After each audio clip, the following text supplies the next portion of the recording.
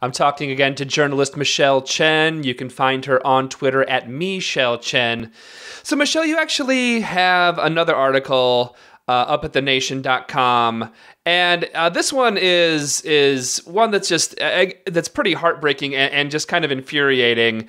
You actually have an article on a new report that found that our nation's food pantries serve some 620,000 families who have a member of the military. And obviously, you or I or no one listening to this show believes that anyone should go hungry. We all should have food security.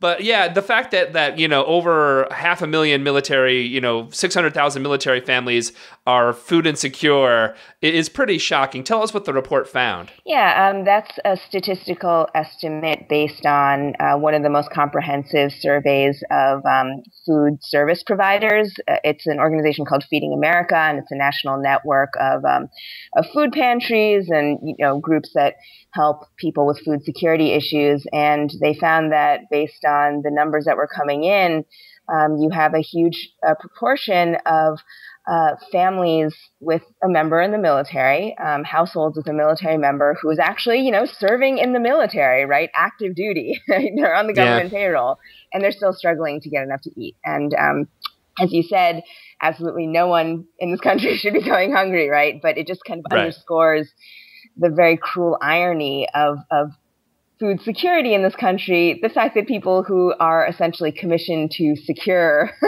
our national security, right, come home and they are insecure in finding enough sustenance to survive on.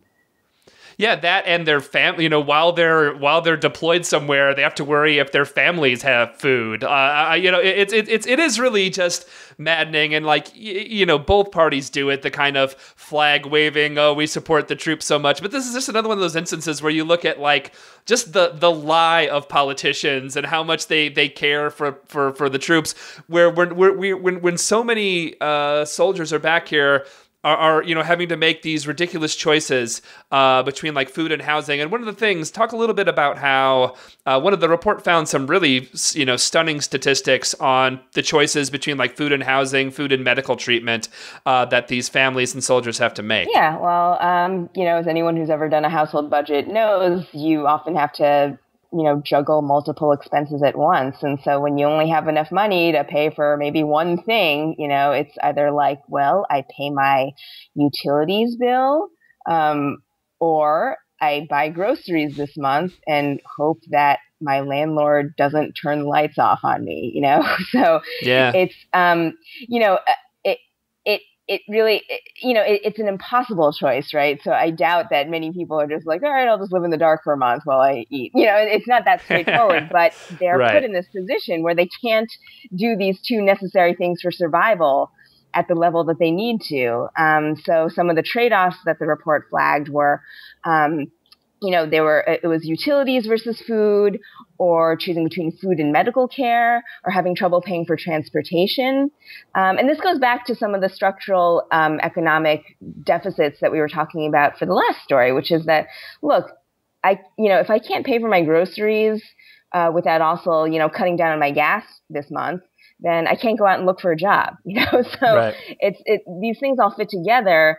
And unfortunately, because our welfare programs are so piecemeal, they don't really integrate all these family needs together. So, yes, it is ridiculous that people are food insecure. It's also ridiculous that, some people who are food secure can't pay for medical care, right?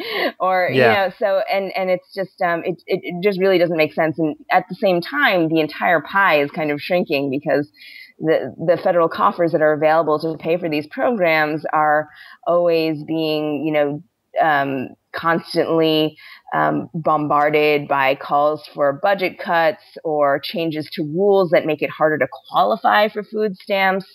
And a lot of people don't realize that the food stamp program is actually a federal entitlement program, so that it should automatically expand, right, according to whether or not people are hungry. So you have a lot more poor people in the economy. It's a crappy economy. You have a lot more people wanting to get on food stamps. And yet you have these bizarre Republican arguments saying that, oh, look at all these this dramatic rise in food stamps, it must mean, so many people are wasting federal funds, right? Or they're like abusing the system. And it's like, well, no, actually, our economy sucks. So you have more people going hungry.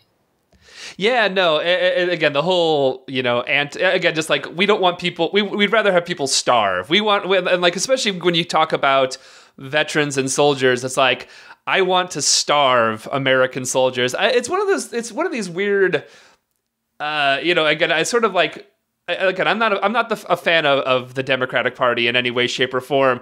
But again, this is just seems like such an easy slam dunk that this politically should just be such an easy thing to fix. But I don't even understand how there's not a political will to help take care of veterans like this. It seems like something that should be really, really easy.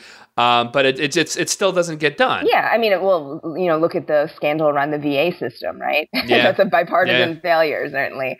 And it should be noted that there's the 620,000. I mean, that's just one slice of it. There's a huge number of veterans, right? Former military service members who are also suffering food insecurity. They're no longer active duty, right? But they are, they're suffering, and in many cases they're suffering more, right? Because they can't find a job after the military, and that folds into all these other problems that returning soldiers are having.